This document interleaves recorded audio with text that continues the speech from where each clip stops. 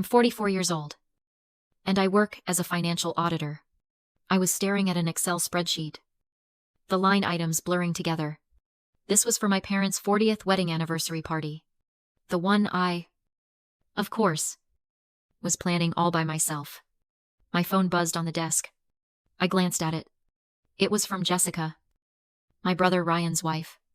The text wasn't a question. It was a declaration. It read, "It's decided. My cousin and her family, that's 5 people, will be staying in your in-law suite starting next Monday. Make sure you stock up on milk and snacks for the 3 kids. Thanks." Have you ever received a text that made you instantly realize you aren't seen as family, but as a resource? Let me know your story in the comments. I didn't text her back. I didn't panic. I didn't get angry. I just took a deep breath, felt that familiar cold pit of dread in my stomach. And I called her. She picked up, her voice sickeningly cheerful. "Hey Mian, you see my text?" I kept my voice flat. Clinical. The same voice I use when I'm presenting a devastating audit finding to a CEO. "I saw it, Jessica. And the answer is no." There was silence. Just static on the line. I could almost hear her processing it. "What? What do you mean?" "No," she stammered. "I mean no," I said. "They are not staying here. The in-law suite is not available. Do not ask me again." And I hung up before she could form another word. That no wasn't just about this one weekend. That no was 5 years in the making.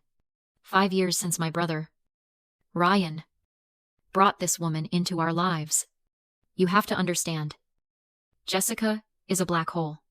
She survives on what she can pull from other people. I have to explain the history. About 3 years ago, Jessica went to my father, David, in tears. She had this sob story about a failed online business, how she was going to be ruined. My dad, who was a good man, a trusting man from a different generation, gave her $20,000 from his retirement savings to cover her debts. $20,000. That money was never seen again. There was no failed business. It just vanished. And when I tried to look into the paperwork, because I am an auditor, she accused me of being hostile and unsupportive. My brother Ryan just told me to let it go, for the sake of peace. And now, here I am, the only one planning their 40th anniversary party. Not Ryan. Not Jessica. Me. I'm the one coordinating the caterers, the rentals, the invitations, all while holding down a 60-hour work week. And that's when you realize it. It's what I call the competence trap. When you are the competent one in a dysfunctional family, you are no longer treated as a person. You are treated as a utility. You're not Mian, the daughter or the sister. You are the planner, the banker, the problem solver. Jessica's text wasn't a request. It was a calculation. It was her moving a problem. Her 5 broke relatives from her spreadsheet to mine. She didn't see me as a human being who was already stressed and overworked. She saw me as a resource to be exploited. And for the first time in 5 years, the resource just said no. That no was a bomb. And I had just lit the fuse. Within 5 minutes, my phone was ringing. My dad, David.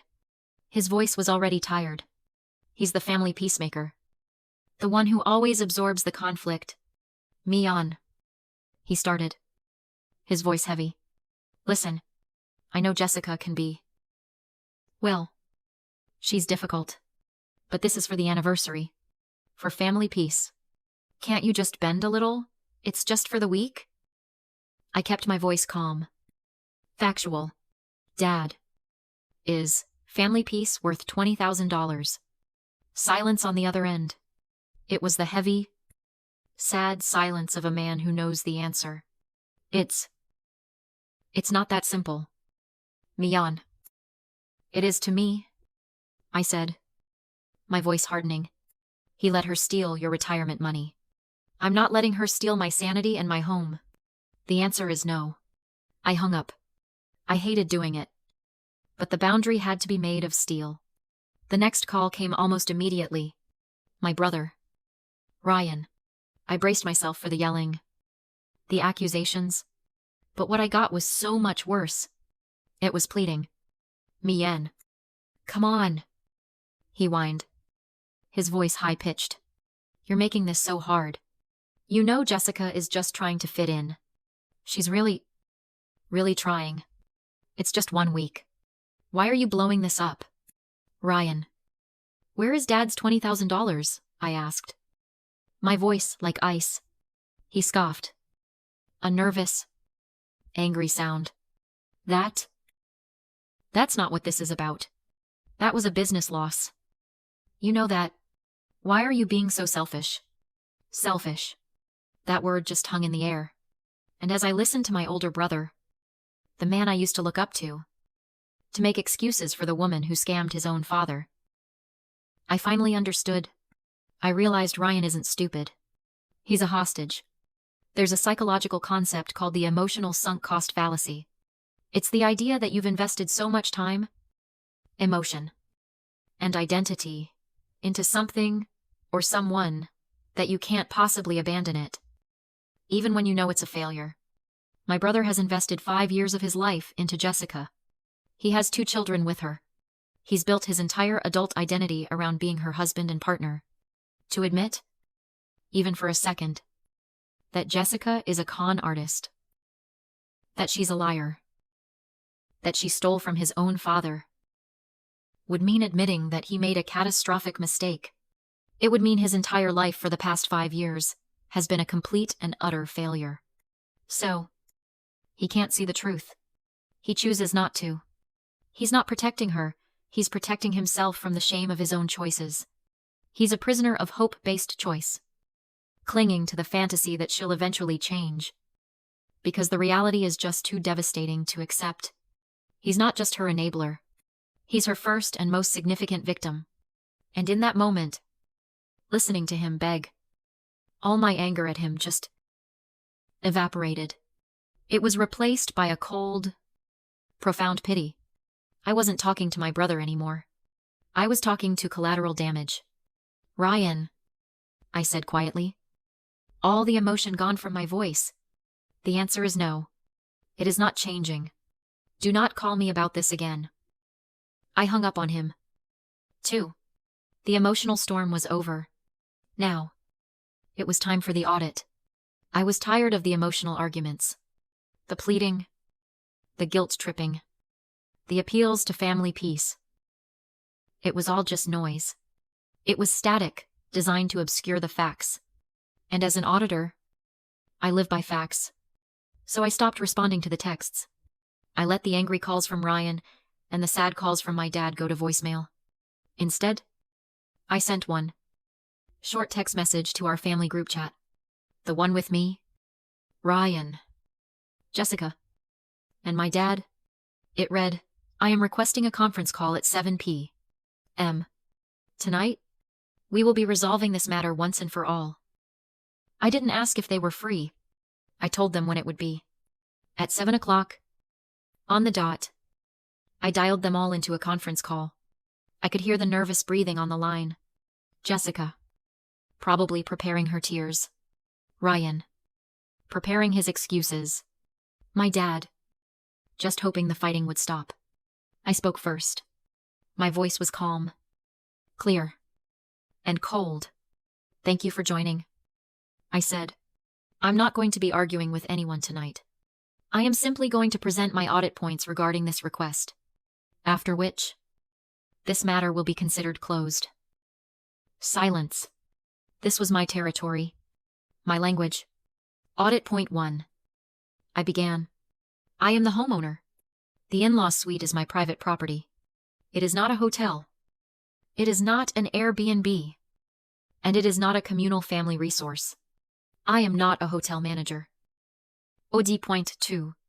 I am currently, and solely, responsible for planning and executing a 50-person anniversary party for our parents. My time is already allocated to managing vendors, caterers, and a budget. I am the party planner. I am not the babysitter. I could hear Jessica huff, starting to interrupt. That's not fair. I was going to help. I cut her off, my voice sharp. I am not finished. Which brings me to audit point 3. The entire premise of this request is fraudulent. What? Ryan's voice was suddenly defensive. The claim, I said, is that Jessica's cousin's family is struggling and can't afford a place to stay. This is factually incorrect. You don't know that, Jessica yelled. You don't know their situation. They are having a really hard time. Really? I said, because I found it interesting that someone having such a hard time would have a public, unlocked social media profile. I'm currently looking at a photo album they posted just last week. The title of the album is Disney 2024. It's a lovely picture of the entire family of 5, wearing matching Mickey Mouse ears, standing in front of the Cinderella Castle, a trip which, by my conservative estimate, cost at least $5,000. Dead. Silence. The kind of silence that rings in your ears. The emotional argument had just been executed by a single, verifiable fact. They hadn't counted on me doing my research. They never do. So, to summarize my findings, I continued, the clinical coldness back in my voice. You are not asking me to host a struggling family out of kindness. You are demanding that I provide a free hotel and free childcare for 5 people. People who just spent more on a vacation than I've spent on this entire anniversary party, so they can come here and enjoy another free ride at my expense. I let that sink in. The audit is complete. The request is, once again, denied. This case is closed. It was Jessica's voice that finally broke the silence. But it wasn't a yell. It was a shriek. You've always hated me, she screamed. The victim mode engaged at full power. You always thought I was a gold digger. You've been trying to turn Ryan against me since day one. I just wanted us to be a family. I was just trying to help my cousin. My dad started to cut in, his voice pleading. Mian. Honey. Maybe that was a little too harsh. She's just... I didn't let him finish. I cut through her manufactured hysteria with a voice so cold it could cut glass. Really? Jessica, are you sure you want me to continue? Because I'm not finished? The screaming stopped. Instantly. What?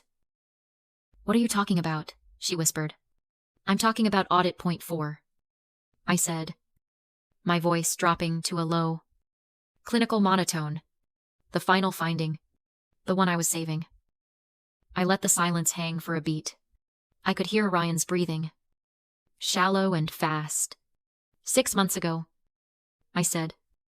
The last time you slept over, in the in-law suite. You told Ryan you were too tired to drive home after our parents' barbecue. Do you remember that night? Jessica. I don't know. She stammered. Her voice was small now. Scared. I do. I said. Because after you scammed my father out of $20,000, I decided I didn't trust you. Not in my house. Not near my things. So, I installed a security camera in the suite. A very small one. Tucked away in the bookshelf. Just for my own peace of mind. Dead silence. This was a new kind of silence. It was heavy. My dad let out a small, "Kiet." Oh. It's funny. Jessica. I continued. For someone who was too tired to drive. You were quite active around 2 a.m. I have a very clear 10-minute video. High definition. It shows you, in the dark, kneeling in front of the small mini safe I keep in the closet. The one where I keep my personal documents and some backup client files. The video, I said, my voice perfectly even, shows you trying to guess the passcode. Over. And over. And over. Let's see. You tried your birthday. Ryan's birthday. My birthday. My parents' anniversary. The classic 1, 2, 3, 4. You were very thorough. You were also visibly frustrated, wiping your hands on your pajamas. When none of them worked. I didn't hear a sound. It was the silence of total annihilation. The kind of silence that's so complete. It's louder than a scream. My dad was the first to speak. His voice was a whisper. Mian. Is this true? I have the file timestamped and backed up on an external hard drive. Dad. I'd be happy to play it for you. Jessica just made a sound. A choked, gasping, animal sound. She wasn't a manipulator anymore. She wasn't the victim. She was just caught. This wasn't about a free hotel anymore. This wasn't about a Disney vacation. I had just escalated this from a family disagreement to a criminal matter. And all four of us on that line knew it. This was my secondary twist. This was my checkmate. It was Ryan who finally spoke. His voice was just a stammer. Mian. You're kidding. Right. You're joking. Do you want me to send the video file to the group chat? Ryan, I asked. My voice flat. Or perhaps just the timestamp stills. I'm happy to provide all supporting documentation. You, bitch. It was Jessica. That was the last thing I heard. A rough, guttural scream of pure, cornered hatred. And then the click, as she hung up the phone. I was left on the line with my brother and my father. The silence that followed was even heavier. I took a breath. For obvious reasons. I stated calmly. The anniversary party at my house is cancelled. The vendors will be notified in the morning. This call is over. I ended the conference. For 3 days. There was nothing. A blessed, heavy, beautiful silence. I imagined my brother's house was a war zone. I imagined my father was drinking a lot of antacids. I, on the other hand, was already looking at flight schedules. I had a new plan. Then, on the 4th day, my phone rang. An unknown number. I'm usually cautious. But I had a feeling. I answered. Mian. It was her. Jessica. But this wasn't the screaming, cornered animal from the phone call. This was a different voice. It was small. It was shaky. It was contrite. It was the best acting job of her life. Mian. Listen, she whispered, and I could hear a fake little crackle in her voice, like she was holding back tears. I'm so sorry. I overreacted. I've been under so much stress. Ryan and I. Can we just start over, please, for Dad? For the anniversary? I listened. I let her finish her entire performance. I let the fake apology hang in the air. A rotten, flimsy thing. She was testing the waters. She was checking if the video evidence was enough to make her truly surrender. Or if she just needed a new tactic. I gave her the answer. No. Jessica. I said. My voice wasn't angry. It wasn't cold. It was just finished. I do not accept your apology. And right on cue, she self-destructed. The mask didn't just slip, she tore it off. The fake, crying, whisper was gone, replaced instantly by a sharp, nasal, venomous hiss. Oh my God, she snapped. You really are that selfish. Aren't you fine? Fine. But if you're going to be that way, the least you can do, since you're saving all that money by not hosting, is you can pay for my cousin's food. I was confused. What are you talking about? Their food bill, she said. As if it was the most obvious thing in the world. They've had to eat out all week because of you. They had to go to a hotel. It's $800. You can at least pay the $800. And I started to laugh. It wasn't a chuckle. It was a real, deep, from the gut laugh. The kind of laugh that happens when the absurdity of a situation is so perfect, so utterly clarifying, that it just breaks you open. She was trying to invoice me for the consequences of her own failed manipulation. After trying to rob me, after scamming my father, after lying for years. Her final move was to demand $800 for her relative's room service. She was still talking. It's not funny. Mian, you owe them this. You. It was the most satisfying, liberating laugh of my entire adult life. And while I was still laughing, I pressed the end call button. I blocked her number. It was such a simple act. Just a few taps on a screen. But it felt like closing a 20-pound steel door. I went into my family group chat and muted notifications from Ryan. Indefinitely. I couldn't deal with the fallout. I didn't want to hear the justifications or the inevitable accusations that I had broken the family. I didn't break it. I just stopped holding the shattered pieces together. I canceled the caterer. I canceled the party rentals. I looked at the 50-person anniversary party I had planned. All the spreadsheets and the deposits. And I just deleted the folder. Then I opened a new browser window. I booked 4 plane tickets to a quiet, beautiful beach resort for the following weekend. A place with warm water and no cell service. I booked a table at the best restaurant in town. One that overlooked the ocean. Finally, I called my dad. He picked up on the first ring. His voice cautious. Mian. Hi. Dad. I said. And for the first time in weeks, my voice was light. The big, noisy, 50-person party is cancelled. I heard him sigh. A deep, long sigh. I understand. Honey. I'm sorry. I'm so sorry. Mian. Don't be. I said. But your 40th anniversary is not cancelled.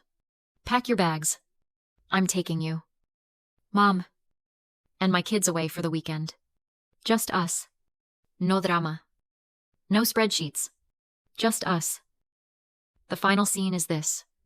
Me. My mom. My dad. And my 2 kids. We're sitting at that restaurant. The sun is setting over the ocean. Painting the sky in colors I didn't even know existed. We're all dressed up. My dad is holding my mom's hand on the table. We all raised our glasses. To 40 years. I said. My dad. The man who lost $20,000. The man who had been stressed and sad for 5 years. He looked at me. His eyes were clear. He wasn't the trusting victim anymore. He was just my dad. He reached across the table and put his hand on mine. Thank you. Mian, he said. His voice thick with emotion. This is family. And in that moment, I finally understood something. We're all taught that family is this unbreakable bond. This thing you're born into. This debt you owe just for existing. We're told that blood is thicker than water. But that's a trap. It's a phrase used to justify abuse, to demand loyalty where none has been earned, and to silence the people who are hurting. Sometimes, the most profound act of love for your real family, the one you build, the one you protect, is to have the courage to cut off the toxic parts. Releasing those blood ties isn't an act of destruction. It's an act of preservation. By building a wall to keep the toxicity out, I wasn't breaking my family. I was finally, after all these years, saving it. What do you think of my final decision? Sometimes the hardest choice brings the greatest peace. Let me know your thoughts in the comments. And if this story resonated with you, please share it.